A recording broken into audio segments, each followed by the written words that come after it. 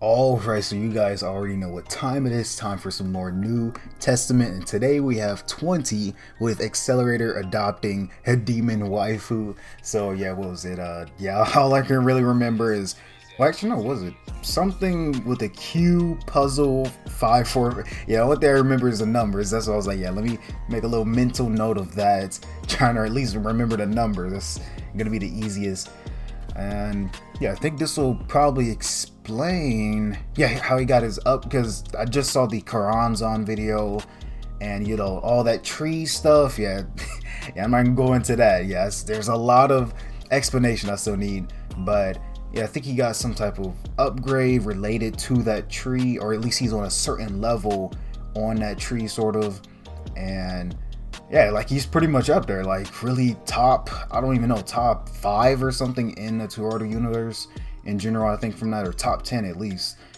And maybe those was it platinum wings as well, maybe explained here, but yeah, we'll just have to find out. So hope you guys will enjoy this. Make sure you like, subscribe, and yeah, let's get this reaction started.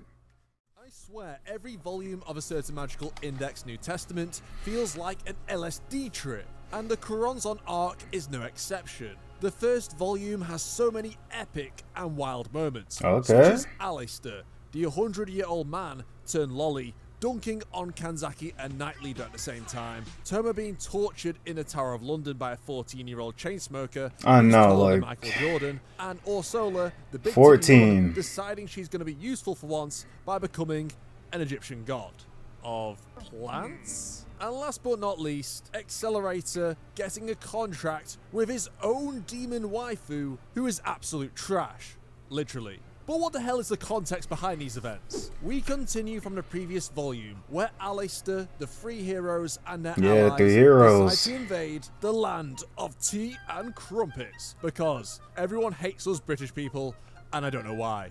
Ah yes, maybe they're just jealous. But before that, Alistair managed to seal the great demon Karanzan in Academy City, with her completely immobilized using the Banner of the West. But this spell will not last forever, as she will eventually be able to escape and get her revenge, as Karanzan is apparently using the body of Alistair's second daughter Lola as her avatar, and needs to find a way to free Lola from the demon's clutches. The plan is to find a corpse of Alistair's old nemesis Sam Mathers, who is buried in Westminster Abbey, and then destroy the body, which should free Lola, as Mathers was the guy who summoned Karanzan in order to bring ruin to Alistair before he died. Accelerator says a heartfelt goodbye to his lolly last order as our squad travels to Egypt. And no, this is not Stardust Crusaders. The bisexual vampire has been replaced with the bisexual Satanist. Egypt is established as Team Alistair's headquarters and safe zone, as Mina is placed in charge of protecting Alistair's daughter Lilith, while others head to England to fight. They arrive at the English Channel, where they storm the Strait of Dover, supported by Crowley's hazards, alternate I remember seeing this, which take a variety of different forms. Over 800,000 magical beams of light are fired their way, killing plenty of the hazards, and causing the sea to turn red from the spilt blood. This certainly puts the D-Day landings to shame. The hazards successfully storm the beach, with an octopus Crowley trying to enact their favourite tentacle hentai with an unfortunate female knight, who is rescued by her saviour Accelerator. But don't call him a hero, otherwise he's gonna have a fit. Ow, the edge. Alistair and the gang decide to waste no more time on the beach, as they plan to head towards their main objective, London. Meanwhile, Hamazura and Takitsubo decide to ditch the group on a little English side quest, thinking now's the perfect time to go sightseeing now that a war's going on, although they are joined by the magic gods Niang Niang and Top Nep, who snuck into a car, with them completely ruining Hamman's plan to have a romantic holiday in England. Although let's face it, that's hard to come by anyway. Meanwhile, Alistair's gang float over to London in a convenient hot air balloon. What is it, Toma falling out? To break through London's final magical barrier to reach Westminster Abbey. And this barrier can't even be negated by Toma's right hand, Imagine Breaker. Therefore, Alistair comes up with a genius keikaku, or plan, if you don't speak Japanese. Let Toma get captured by the Anglicans so they let him into the barrier, and then hope Toma finds a way to bring it down from the inside. Truly foolproof. Toma gets taken into the Tower of London and thrown into a cell, but he hears a familiar voice, that of Orsola Aquinas, a nun who defected to the Anglican Church after she was saved by Toma. Knowing that the Tower of London is synonymous with torture, Toma can't bring himself to believe that the kind-hearted Orsola would be the one to inflict unimaginable pain upon him. I'm in danger. Of course, that doesn't happen. Instead, he is interrogated by his former ally, Style Magnus, who might have a small vendetta against Toma because Toma stole his girl. He then goes into panic mode, knowing this guy can create 3000 degrees Celsius flames. Toma was strapped into a chair, and Style uses a paper voodoo doll to torture him, giving Toma the sensation and illusion of his leg burning and falling off like a chicken drumstick. Style then left the room to find an even nastier tool to conduct the torture with, to which Ophinus then made a surprise appearance, managing to enter the tower thanks to her 15cm stature. She notes that Toma may have a higher resistance to pain due to the endless hells she exposed him to. Yeah, he's been through pretty much already. Pretty much a lot. This helps Toma prison break and destroys the source of the barrier from the inside. Meanwhile, Alistair and Accelerator begin some dysfunctional father-son-like bonding, except shouldn't it be mother now that Alistair is a lolly? And wait, isn't Accelerator's gender not even confirmed? What the hell is going on? What? They also That was a guy the whole time. By Kanzaki Kaori, Unless I'm tripping, like. And one of only 20 saints in the No world. gender? And Knight Leader. I wonder what his job is. Knight Leader. Ah yes, he's Kanzaki's simp. They try to take on Alistair, but she says, "Is that all?" As they are completely unable to harm her, as Alistair was pretty much the one who created the foundation of what all modern Western magic is based on, thug life.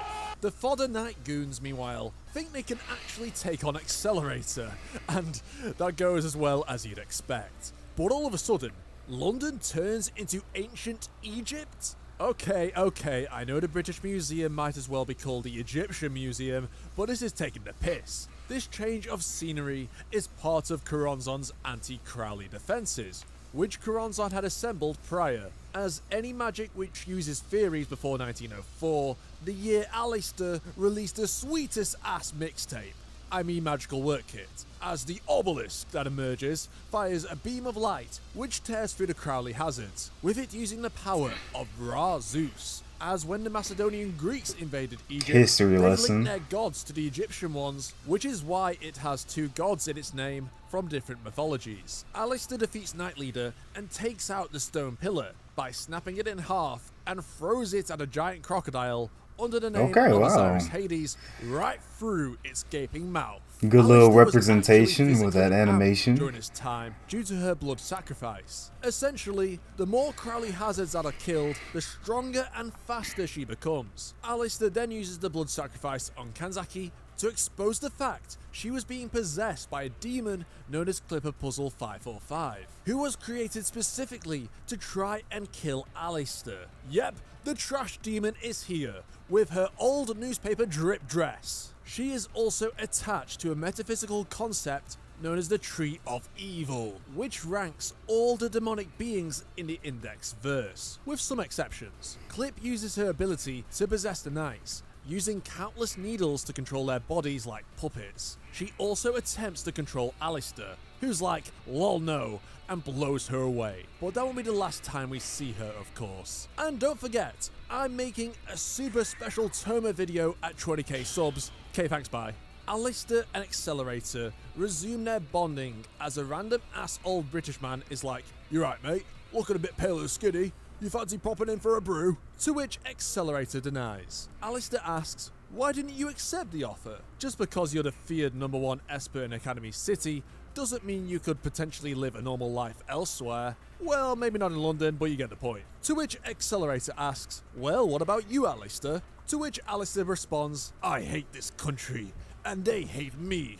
Take me back to the land of the weebs where I belong." Orsola notices her nun friends getting involved in the fight against Alistair and thinks, "God damn, I feel more useless than Sakura." No more being the kind-hearted Dang, big bro. titty One-san nun. She takes a spiritual item known as a divine mixture, which turns her into Isis Demeter. And no, I'm not talking about the terrorist organization. Also, that outfit is quite the change from that conservative nun habit. God damn. Yeah, it's got to be some type of change with like that. multiple giant Venus flytraps and other plants. Oh, yeah, he did say while plants. Accelerator kicked a racist fat knight so hard, he went from Nelson's column right into Big Ben. I Dang. mean, that's based as fuck. But seriously, Accelerator, you better be paying those vandalism charges after this is all over. Toma discovers Alistair got KO'd by Orsola. That's a bit embarrassing, but whatever. Then manages to confront her directly and realizes her perception has been altered by the divine mixture, making her not quite the same person as the kind-hearted nun he's familiar with. As Toma goes into talk no jutsu mode, explaining to Orsola that Alistair wants to save her daughter, and isn't trying to take over England, he also reveals the true identity of Archbishop Laura Stewart, being Coronzon.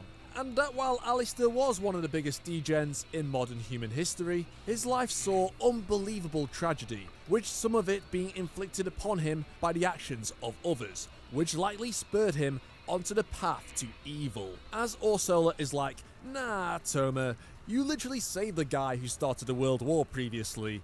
Alistair is also a bad person who must be stopped. While the old newspapers portrayed him as the worst person in the world, his or her actions in the present proves that this old man turned lolly is a piece of shit. Offerus, listening in, intervenes with a truth bomb.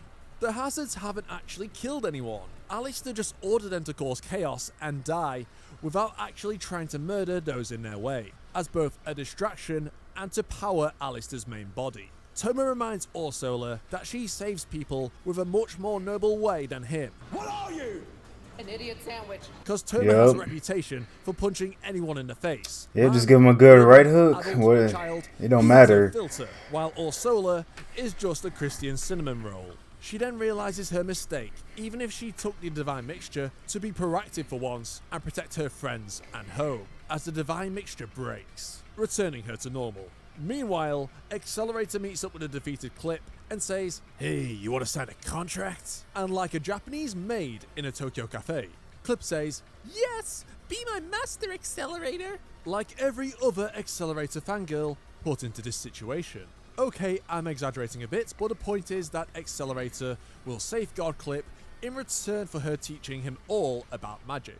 Toma, Accelerator, and Alistair then reunite at Westminster Abbey, to which they find the grave of Mathers. However, that's not his skeleton! How Alistair recognizes even her arch enemy's bones aren't a genuine article proves how petty she is. But suddenly, Mathers and Alistair's former cabal, the Golden Dawn, make a surprise appearance. But how is this possible? Alistair killed them, which you would know if you watch my New Testament 18 summary. Well, Coronzon created magical grimoire versions of them.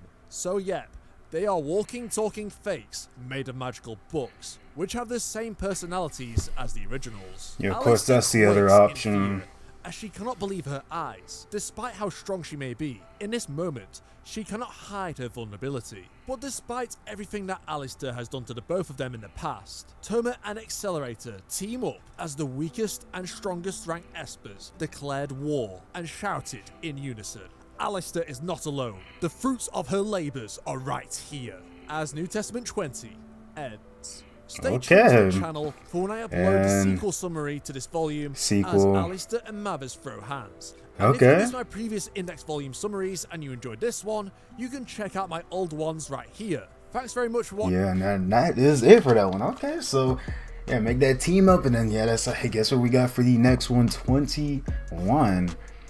Okay, so yeah, pretty interesting.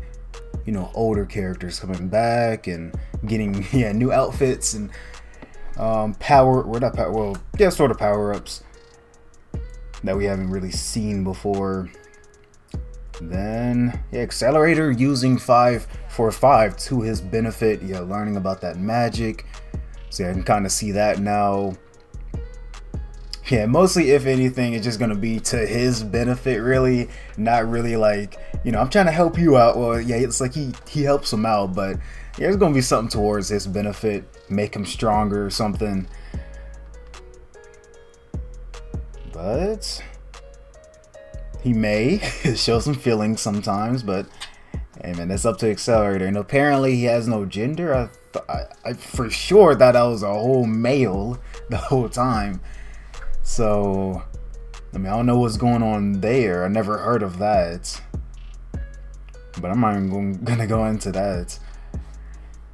But yeah, that's it for this one. And Alistair, might as well just say he. I mean, it may be a man and a girl's body now, which is weird to begin with. But just say, I guess, he or something. Not she, he. Yeah, just go with the original that we've seen so far. But then, yeah, I don't know. Yeah, it's like he could have been both the whole time. Just say like they or something. I don't know. But yeah, that is it. Anti-Alistair demon. So yeah, now I get to see some of like the what is it? Like some of these images that I usually see. Yeah, I can see where it's coming from now, and you know the events leading up to it, and what may come after it. Yeah. So yeah, literally right here, yeah, I usually just see this, mostly Alistair, not even the full thing. Yeah, now I'm able to see like the full thing. Yep, so Kanzaki and the Night Leader. Yep. Actually, let's see, I apologize, but I must drive you from this city immediately. And let's see, if I work with a saint, I can push you back. So leader of one of the 3 main factions in Britain, the Knights. Then member of the Anglican churches, what is it, Necessarius? What does it say? Let's see. From the bottom of his heart, where Accelerator once is not a lover, but a family. In spite of knowing nothing about what a family is, he's still been able to act as a parent for Last Order, though it's unknown whether as a father. Oh, okay, so he doesn't. Oh no, so no, it's a he, obviously. But he just can't tell, is he acting more of like a father figure or like a loving, caring mother? Okay. Honestly, I don't really even know what he would be acting like right now. I mean, yeah, I don't know. I mean, he usually doesn't tend to show emotions like that, I guess. Yeah, I mean, I can't tell. Yeah, I don't know. I mean, I guess father. I mean, I can't really tell. But if it's just for Last Order, yeah, you can just go about that and yeah, look back, see how he was acting. Yeah, overall that should be it. And then pretty much, yeah, just the simple stuff in the beginning. Okay, well, I think I got like 2 more of these, because I think number 22, that was like the latest one that he just uploaded. I know, yeah, it's not going to be the same number of days I'm thinking right now, but at least a week ago or something, a week and a half from when probably will upload that. But yeah, I don't even know when I'm gonna upload it yet, because this is a good, I think this will be pre-recording, then the others will probably be pre-recording, and yeah, other things I'm about to do besides New Testament. But yeah, I'm gonna just end it off here. Hope you guys did enjoy. Make sure you like, subscribe again, and yeah, I guess let's see what this tag team is going to be all about in the next New Testament chapter.